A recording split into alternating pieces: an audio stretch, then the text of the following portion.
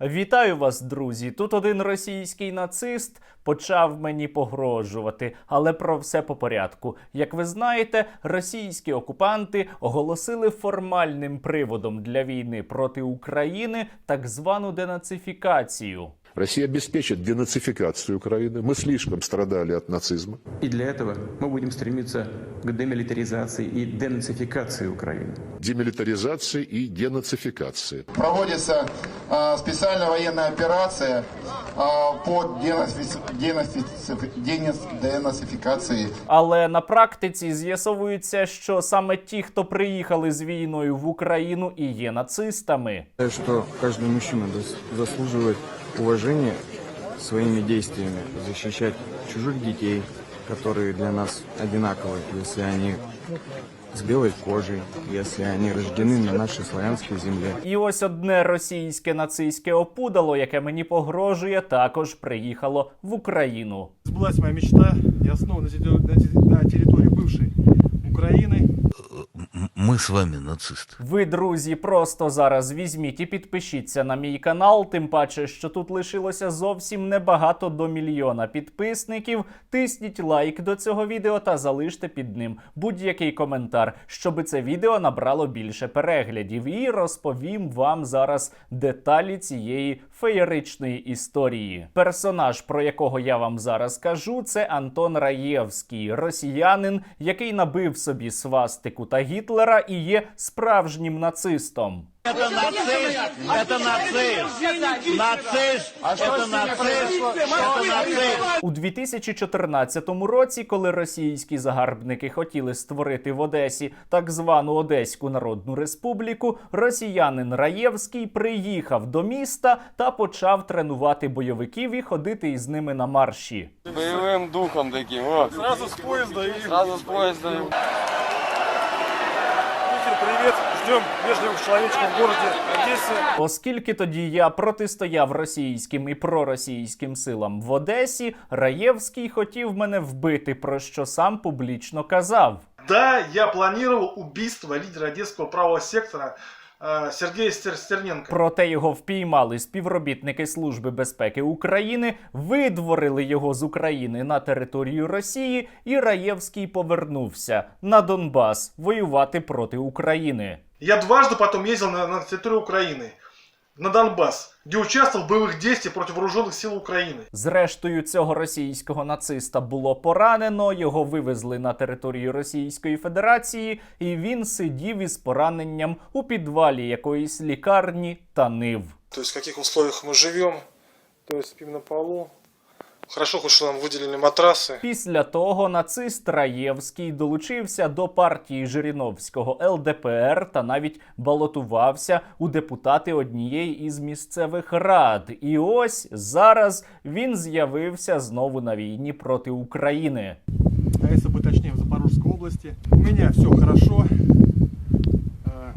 Все просто отлично. У нього усе добре, але це поки що. Хочу, пользуясь случаем, передать пожелание, в кавычках, бывшему лидеру Одесского правого сектора Сергею Стерненко. Буду рад тебя видеть на территории Запорожской области, у себя в гостях. У нього у гостях, даруйте, але до могили, а це його майбутня домівка, я не поїду. Та і зрештою, чому це у Запорізькій області, а не у Києві? Вони ж там грозилися взяти Київ за 2 дні.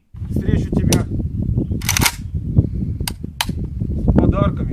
Расскажешь мне про события 2 мая. И не только. Ого, як страшно! Ну а про події 2 травня я можу Раєвському розповісти просто зараз. 2 травня 2014 року українські сили розбили російських та проросійських бойовиків в Одесі і зламали хребет проєкту російських окупантів під назвою так звана Новоросія. Поэтому приезжайте.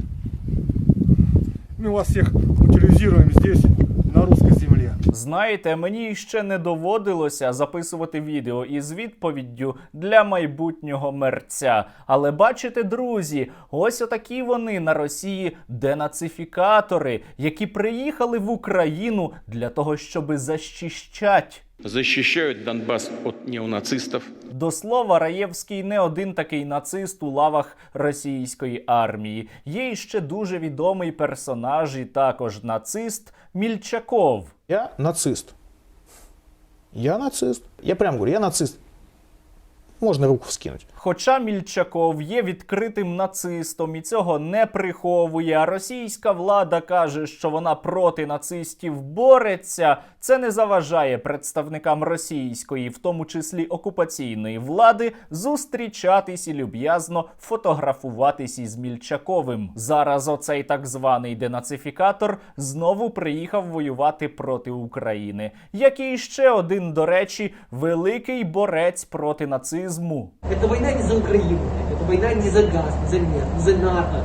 Это война за будущее белой нации, за будущее белой цивилизации, за будущее белой Росії. Про те, що нацисти воюють за Росію проти України, розповідав свого часу навіть російський окупант Ігор Гіркін. В Славянске было двое представителей Чешской Республики, причем один был бывшим нацистом. По крайней мере, он реально был разрисован, у него была татуировка со свастикой во всю грудь. У російських загарбників доволі специфічне уявлення про боротьбу проти неіснуючого нацизму в Україні. В рамках цієї боротьби вони лишають нацистські послання на стінах. А ще вони люблять носити шеврони Вермахту. І доходить навіть до того, що самі росіяни питають, як таке можливо. Сергей, как так получается, что некоторые наши бойцы имеют такие шевроны? Когда мы в свое время отправляли помощь народной милиции ДНР, ЛНР, вот в этих тюках была разная форма. А, то ці шеврони Вермахту можна придбати у будь-якому магазині. Ну и ребята, которые быстро переодеваются, выходят на передовую, могут не рассмотреть, что там за шевроны. Це усе випадковість. Росіяни просто випадково перетворились на нацистів. Какую-то форму прислали, он доверяет, надел и пошел. И поэтому, если где-то какой-то шеврон, давайте просто, будем как-то к пацанам относиться, хотя бы с пониманием, уж если не с уважением. Ну, зрозуміло. Треба просто поважати тих російських загарбників, які носять символіку нацистів. Але ви, друзі, не переплутайте. Нацисти – це усе одно українці. Ну і ще євреї. Мудрый еврейский народ, который говорит, что самые ярые антисемиты, как правило, євреї. Та все ж таки, я маю декілька слів сказати для Антона Раєвського. Антоне, вести із тобою дискусії я не збираюся, тому що це нижче моєї гідності. Ти, паскуда, в Україні подохнеш, так само, як дохли інші російські загарбники. Потерь в вооруженных силах России нет. Нет.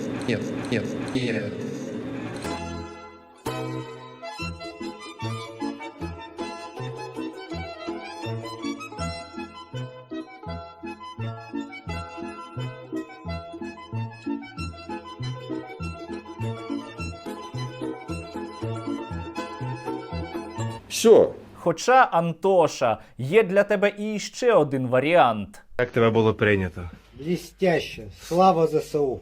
Та щось мені підказує, що полон для тебе – це не найкращий варіант. Краще стати добривом для родючої української землі. Долучитися до вашого смертного полка, який вже допомагає українському чорнозему. Ну а вас я, друзі, закликаю активніше допомагати нашим Збройним силам, щоб вони могли проводити справжні, а не фейкові спеціальні операції з денацифікації російських нацистів.